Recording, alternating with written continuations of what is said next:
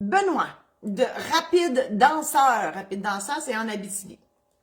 Mon père, qui avait fait un testament devant notaire, est décédé et la procédure normale a été exécutée depuis 6 mois.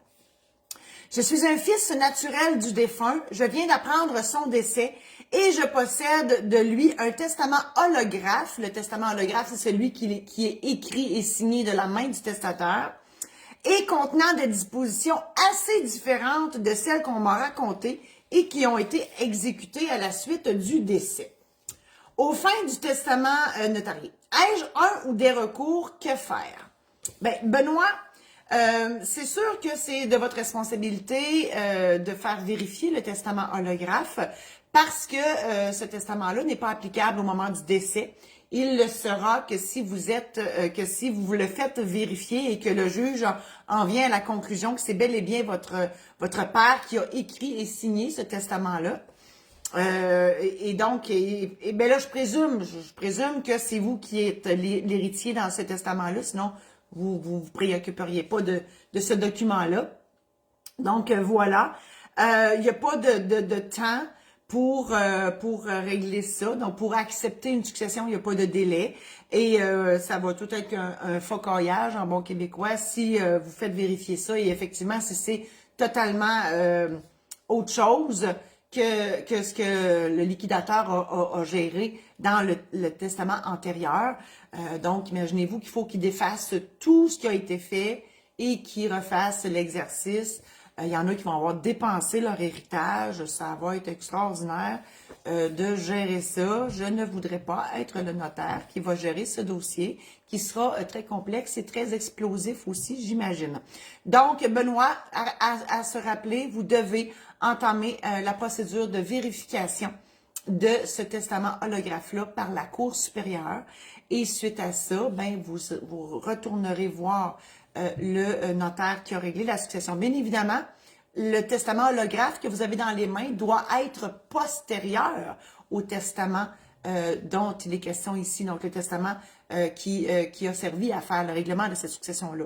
Donc, c'est les deux items importants, c'est ben, la vérification du testament pour être sûr que c'est vraiment votre père qui l'a fait, et deux, qu'il soit postérieur et qui révoque aussi les dispositions antérieures. Parce que si le testament holographe lègue des choses à vous, admettons, puis qu'il lègue, dans le testament antérieur, il lègue d'autres choses, bien, les dispositions incompatibles vont s'annuler. Donc, c'est le postérieur qui va s'appliquer pour ce qui est incompatible. Donc, je m'explique, je mets des mots puis des verbes là-dessus.